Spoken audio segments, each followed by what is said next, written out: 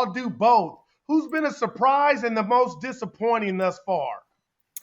I'd say the biggest surprise so far, guys, would have to be Joel Damon because he was leading at the start of yesterday. He was in the final group with Colin Morikawa. Damon's the 150th ranked player in the world, and he had to qualify just to get into the U.S. Open. He didn't even plan it on playing this week, but he was talking to his coach, and they said you should go qualify. He won the qualifying round, and then he found himself in contention. He fell off yesterday, but he's still at -1 to start the day and has a shot maybe to win this thing. I'd say the most disappointing guys would probably be Shane Lowry. He was my pick to win, and he didn't even make the cut.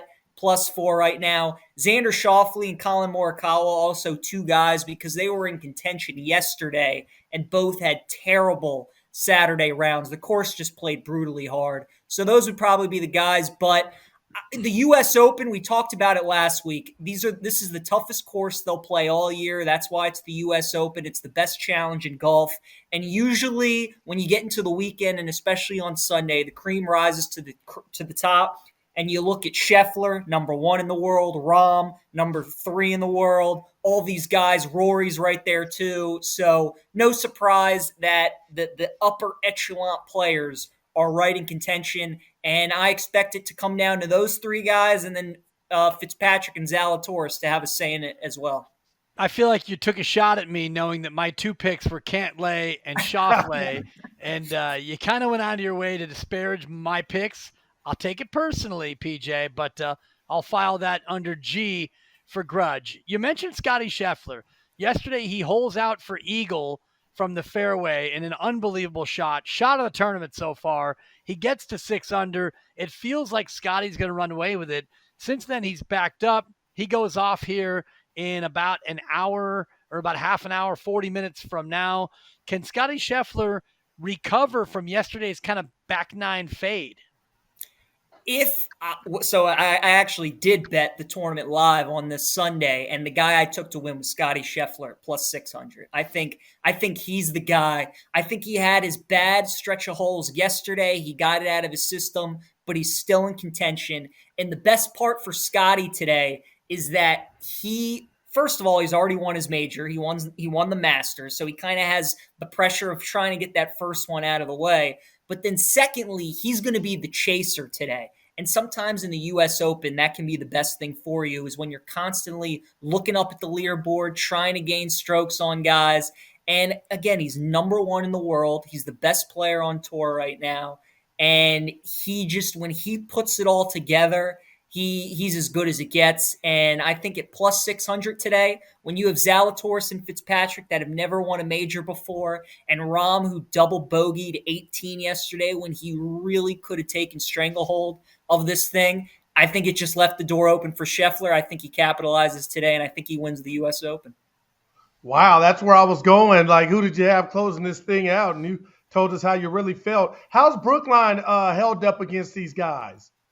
I love it, Guru. This is the first time they've played here in 30 years, so I haven't seen it all. A bunch of people haven't seen it, but I think they need to kind of put it in this U.S. Open rotunda. We go to Pebble Beach, we go to Torrey Pines, we go to Oakmont, we go to Wingfoot.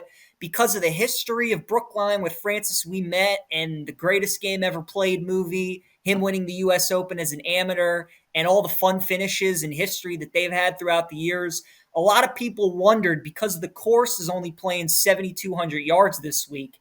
And these days, the U.S. Open courses are like 7,700 yards. People were wondering how it would hold up. Well, you've gotten your answer. Here we are going into the final round, and the leaders are at 4 under.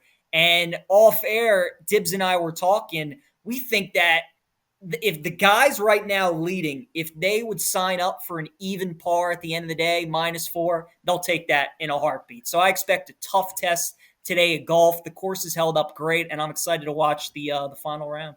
PJ Glasser, BetQL statistician here on Sunday's Bets with Guru and Dibbs. We're talking about the U.S. Open. The final round is underway. I want to ask you about a pairing that's about to tee off here in just a few moments. Rory McIlroy and Sam Burns, both 1 under, sitting 3 shots back of the lead. The head-to-head matchup, Rory's -130. Sam Burns is +145. What do you think about Sam Burns' chances in this head-to-head? And do you think Rory McIlroy can make enough noise to maybe walk up and steal this thing? So I know you like Burns in this matchup, Dibs, and I tend to agree with you. We've just seen it too many times here over the last 5, 6 years with Rory on these majors on a Sunday, especially when he's in contention. It seems like he'll have a stretch of holes today where he might make a birdie and he's one shot off the lead, or maybe he's tied with the lead. And then all of a sudden, everybody gets excited and Rory makes a bogey, or he double bogeys and then he falls off. It's just inevitable to happen, it seems like, at this point. Meanwhile, Sam Burns has been one of the better players on tour this year. He's number 9 overall in the world right now. He's already won twice on tour. And the putting surfaces this week are Poana grass, which is what he grew up on playing in Louisiana. So he's very comfortable on these putting surfaces. Stan Burns is going to be steady Eddie today. I think he's going to shoot an even par, kind of one over round, whereas Rory's going to be boom or bust. You're either going to get maybe a 2 or 3 under round out of Rory because when he puts it all together, he's so good, or you might get like a 4 over round from Rory where Burns would win the matchup. I tend to more so lean towards the 4 over with Rory today. PJ, I never thought years that we'd be seeing this situation in golf in our world, but I'm fascinated by it and I don't understand it all. And I keep just asking Dibs at every turn, every other day. But what do you make of the live golfers? Like, how has that impacted this tournament? As a fan perspective, Guru, I hate it for fans because now we're only going to see all the best players in the world at the same tournament, maybe once or twice, 3 times at best a year. And that's just no good for everybody. You know, this is all a money play. And some of the golfers, their mindset is this is my job and I'm going where they're paying me the most money. And then you have most of the golfers where the PGA Tour, being on that tour means something to them, having a legacy, playing in the majors, going to the Memorial and playing in Bay Hill and all these different events where you get to commemorate the legends of the game. And it just sucks that golf's gotten to this place because, you know, we have DJ and Phil here at the U.S. Open, and who knows if Phil's going to play another U.S. Open. DJ's won one before, so you have to think he's probably going to be in it for however many X number of years. But all these other guys like Sergio Garcia, Kevin Na, you know, I think their days of playing U.S. Open golf are probably over. And it just sucks because at the majors, you want to see all the best players. And I don't know if we're going to get that, at least for the next, 5, 7, 10 years. Yeah, Dustin Johnson, 2 over today, 4 over for the tournament, tied for 27th. It's PJ Glasser, BetQL Statistician, right here on the BetQL Network and Sunday's Bets with Guru and Dibs. I want to ask about a couple of possible long shots today as we look at live wagering with the final round already underway. A couple of guys at 2 under, 2 shots back. The local kid, Keegan Bradley, who they are loving in Boston, and the quiet Canadian, Adam Hadwin, both sitting at 2 under, neither really getting a lot of headlines going into their final round getting underway shortly.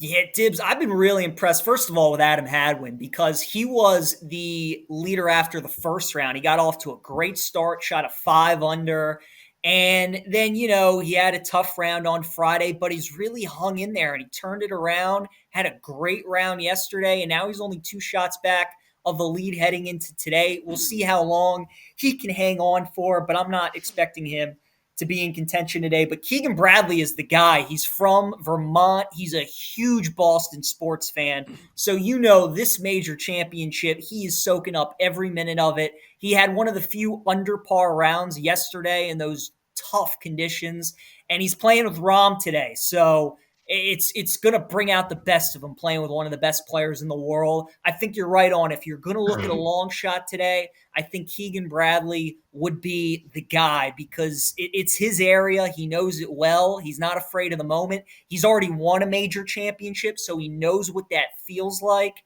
And he could be a really good sprinkle today if you're looking for a guy with long odds. PJ, I told Dibs I was a bit disappointed, more than a bit, that no Tiger. I get it. But are you hearing anything in regard to him being ready for St. Andrews?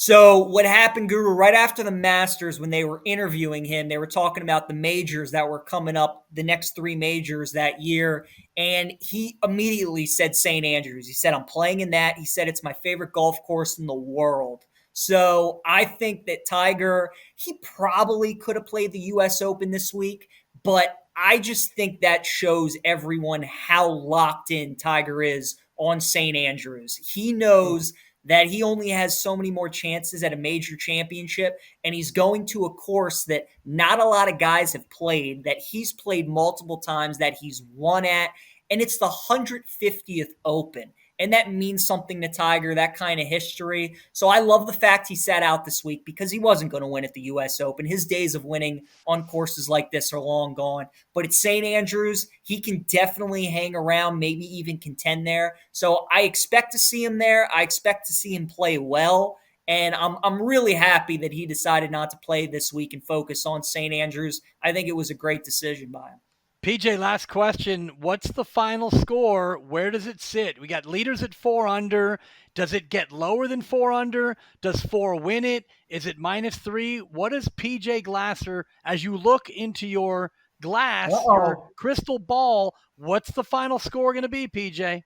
It's a great question. I would have to say probably 5 under. I think okay. I could see it being 4 under, but I'm thinking somebody gets to 5 today, and I think that's going to win it. If somebody gets above 5, if somebody gets to 6 or 7, they're going to win. But I think all golfers today, their target score is 5 under. They feel like they get to that, they're going to win. I love it, PJ. You missed an opportunity there to go LeBron, not 5, not 6, not 7. Oh, look at you. I did. Thank you. I think 4 is where it's going to end up. 4 is where it sits now, but we will find out. PJ Glasser, BetQL statistician, also our producer of today's show. So get off the mic and get back to work, PJ. Got you guys. Thank you. It's fun. Appreciate it. PJ Glasser, he's absolutely carrying us on this Sunday for Sunday's Bets.